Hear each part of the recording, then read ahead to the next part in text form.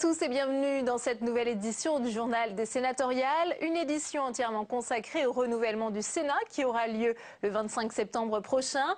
Les candidats à ces élections ont d'ailleurs jusqu'au 16 septembre pour déposer leur liste et le bouclage a parfois été douloureux.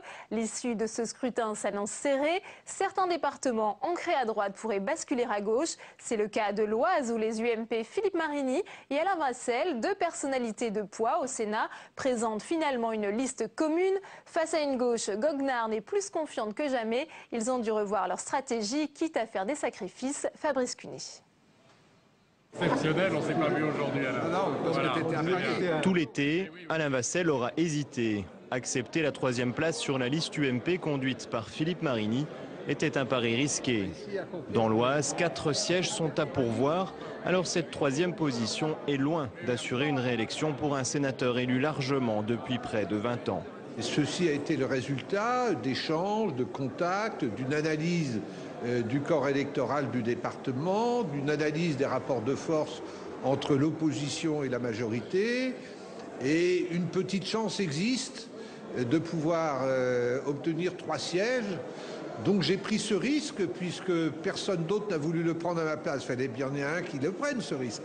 Pas de liste dissidente donc à droite, mais un feuilleton estival et une union de façade pour l'opposition. Alors moi je m'interroge. Quelles sont les conditions, quels sont les accords secrets qui ont conduit le sénateur le mieux élu de la droite de notre département à accepter de ne plus être sénateur? Un poste d'ambassadeur au Vatican? La démission de la 2e au profit du 3e?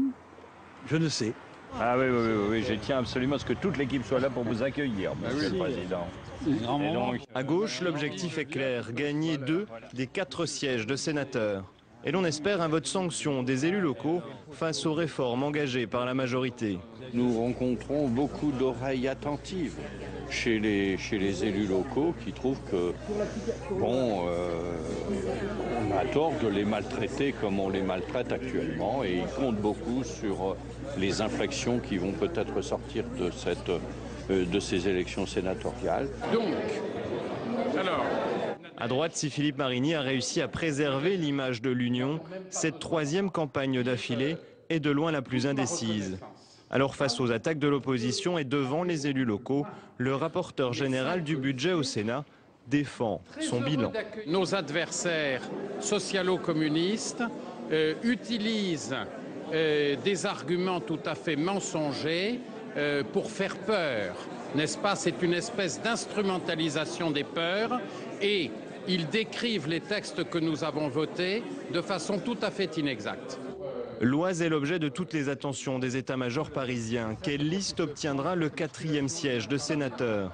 L'enjeu est de taille alors que certains scénarios voient la majorité se décider à la Haute Assemblée pour une poignée de sièges seulement. Mais il y a des départements où les dissidents ne sont pas rentrés dans le rang. C'est le cas des Hauts-de-Seine où le sénateur sortant, l'UMP Jacques Gauthier, a décidé de présenter une liste dissidente. La sanction ne s'est pas fait attendre. Il a été suspendu de l'UMP. Reportage Paul Bouffard. Ils sont tous venus. Ici dans les Hauts-de-Seine, le candidat officiel de la majorité, Roger Carucci, mène sa campagne. À 15 jours du scrutin, il donne un coup d'accélérateur, surtout quand le sénateur sortant, Jacques Gauthier, présente une autre liste à droite. Non, il y a une liste UMP, une liste investie par l'UMP et une liste dissidente. Mais bon, écoutez, en 2004, quand j'ai conduit la liste officielle de l'UMP, il y avait 3 listes dissidentes. Jean-François Copé, le patron de l'UMP en personne, est venu prêter main forte aux têtes de liste Carucci et rappeler qu'il n'y a qu'une liste de la majorité présidentielle. Malgré tous nos efforts, il y a effectivement une liste qui est dissidente à droite et je trouve ça d'autant plus dommage que malheureusement on ne peut pas se payer ce luxe. Voilà. Ma présence ici, c'est aussi pour dire à nos amis, à nos électeurs qu'on doit être rassemblés autour de la liste que conduit Roger Carucci. Jacques Gauthier, le troublion, le voilà, suspendu de l'UMP. Il dénonce les manœuvres de son propre camp pour le dissuader d'être candidat. On m'a offert 2 postes successifs dans des administrations que j'ai refusées. Vous savez, moi je m'éclate au Sénat comme l'on dit. Je crois que j'y suis utile. J'ai marqué de mon empreinte à la commission de la défense où je me suis beaucoup investi, j'entends poursuivre le travail. Je ne cherche pas un titre, aussi ronflant soit-il. Hier, terre d'élection, terre de Nicolas Sarkozy. Aujourd'hui, les Hauts-de-Seine ne sont plus ce qu'elles étaient. À gauche, Patrick Sève, maire socialiste de l'Haye-les-Roses, a été mis en examen. Il a donc été écarté de la liste qu'il devait conduire au sénatorial dans le département du Val-de-Marne. À Paris, Pierre Charon, ancien conseiller de Nicolas Sarkozy, a déposé sa liste face à la liste officielle de Chantal Jouanneau, ce qui pourrait mettre à mal la majorité dans la capitale, à moins qu'il ne retire sa liste, qui lui a valu d'être suspendu de l'UMP. C'est en tout cas ce que lui a demandé dimanche Gérard Larcher, le président du Sénat. Gérard Larcher, qui est accusé dans un communiqué rédigé par Jean-Pierre Bel, le président du groupe socialiste, d'utiliser les moyens de la République au profit des candidats UMP au sénatorial. Jean-Pierre Bel dénonce l'utilisation de la réserve parlementaire et s'en prend au pouvoir de nomination du président du Sénat. Écoutez la réponse de Gérard Larcher à ces accusations au micro de Pierre Bonde-Joseph. Est-ce que M. Bel se souvient que j'ai réformé avec le président de la Commission des finances et avec son accord? C'était en novembre 2008, la dotation d'action parlementaire pour la rendre plus juste. D'abord, j'ai réduit la dotation de la présidence de plus de 50%. Et chaque sénateur, sous la répartition de chacun des présidents de groupe, dispose d'une somme qui est en moyenne de 130 000 € par an, qui elle-même est contrôlée par le ministère de l'Intérieur et les préfets. Et un groupe doit observer ce duel en coulisses, c'est le groupe RDSE, le Rassemblement démocratique et social européen, qui paraît-il détient la clé de l'élection du futur président du Sénat, comme l'affirme un de ses membres, Jean-Michel Baillet, sénateur du Tarn-et-Garonne, candidat aux primaires socialistes. Mais qu'en est-il exactement de ce groupe, Mickaël? C'est un groupe à part entière, c'est le groupe historique du Sénat, né en 1892 sous le nom de Gauche démocratique. Il est composé de 18 sénateurs, 11 du Parti radical de gauche. Il est aussi composé de membres éminents de la vie politique française comme Jean-Pierre Chevènement.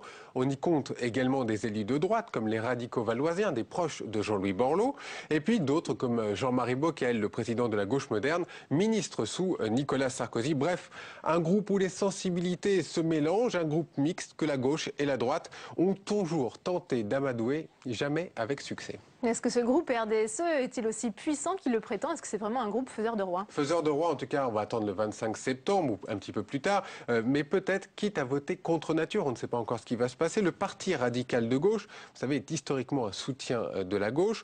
Preuve en est, son président, Jean-Michel Baillet, candidat aux primaires. Les élus du PRG sont majoritaires dans ce groupe, mais voilà, ils sont en colère et le font savoir. Le nerf de la guerre, ce sont toujours les négociations et les fameuses compositions des listes pour les élections avec leur partenaire traditionnel, le Parti socialiste. 5 sénateurs du groupe jouent leur place le 25 septembre prochain. Jean-Michel Baillet, qui sait que la présidence du Sénat peut se jouer à quelques voix, utilise la sienne pour mettre la pression, bref, pour montrer ses muscles. Les radicaux seront la clé de ce vote. Rien ne pourra se faire sans eux, fait-il savoir. Des petites phrases distillées ici et là, des menaces pour certains. D'autres y voient une nouvelle théorie à prendre en compte, évidemment. Et si la gauche et la droite n'arrivaient pas à se départager au soir du 25 septembre, eh bien le RDSE, qui est présidé par Yvon Couël-Collin, pourrait mettre tout le monde d'accord. Un candidat issu du groupe à la présidence du Sénat. Mais l'idée fait son chemin, reste à trouver évidemment les bons profils. Yvon Collin, Jean-Michel Baillet et pourquoi pas Jean-Pierre Chevènement. Le jeu des candidatures ne fait que commencer. Merci Mickaël pour votre décryptage. Alors après ces élections, ils seront 348 sénateurs à siéger à la Haute Assemblée. Quelles sont les particularités de leur mandat? Le résumé de Saveria Rojek. Les sénateurs sont les représentants des collectivités territoriales. Ils votent la loi et contrôlent l'action du gouvernement. Un sénateur peut cumuler son mandat avec un autre mandat d'élu local et éventuellement un troisième de conseiller municipal d'une commune de moins de 3500 habitants. À partir de 2011, le Sénat sera renouvelé par moitié tous les 3 ans. La durée du mandat sera alors de 6 ans. Le nombre de sénateurs passera à cette occasion de 343 à 348. Il y a actuellement 75 femmes sénatrices, soit 22% de l'effectif. C'est un peu plus que l'Assemblée nationale. Pour être candidat, il faut avoir au moins 24 ans. L'âge moyen des sénateurs est de 57 ans, soit 2 ans de plus que l'Assemblée. C'est la fin de ce journal des sénatoriales. Merci à vous de l'avoir suivi. Plus d'informations sur notre site publicsénat.fr. À la semaine prochaine.